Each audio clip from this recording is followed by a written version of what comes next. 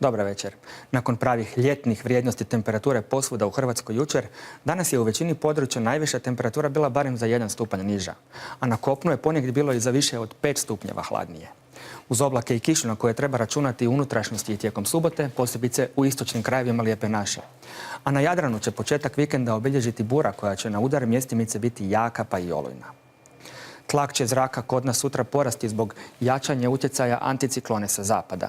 No zbog blizine ciklone i frontalnog sustava na istoku kontinenta još će se kod nas zadržavati vlažan zrak.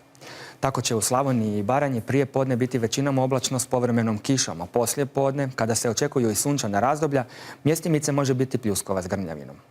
Puhat će sjeverozapadni i sjeverni vjetar, većinom slab i umjeren, a najviša dnevna temperatura bit će između 22 i 25 stupnjeva.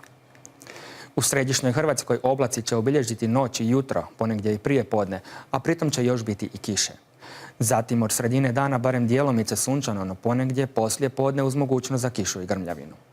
Vjetar slab i umjeren, na udare mjestimice i jak sjeveroistočni. Najniža temperatura od 16 do 18, a najviša 24 do 27 stupnjeva. U Gorju, danju, najviša temperatura između 22 i 25, a na sjevernom Jadranu između 27 i 30 stupnjeva.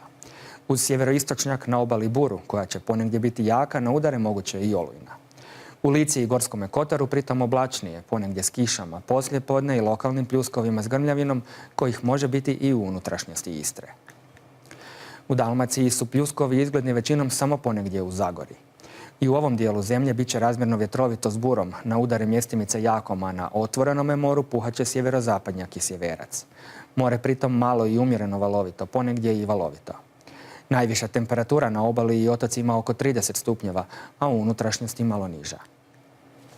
Pokojeg neverina može biti i na krajnjem jugu, poglavito u dolini Neretve te u Konavlima. Uz zapadni i sjeverozapadni vjetar, na otvorenome moru i jak, najviša dnevna temperatura očekuje se također oko 30 stupnjeva. Prema kraju dana i tu će zapuhati bura. Preko sutra sunčanije i malo toplije nego u subotu.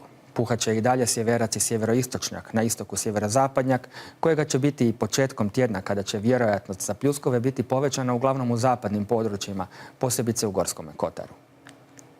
Na moru će prevladavati sunčano te će se zadržati slično toplo kao sutra. Bura će u nedjelju oslabjeti te ponegdje okrenuti na sjeverozapadni i zapadni vjetar, a u utorak će zapuhati jugo. Samo mjestimice može biti ponekog pljuska i to većinom u Istri, posebice u njezinoj unutrašnjosti te moguće i u hrvatskom primorju. Toliko u ovom meteorološkom izvješću. Želim vam ugodan nastavak večeri. Doviđenja.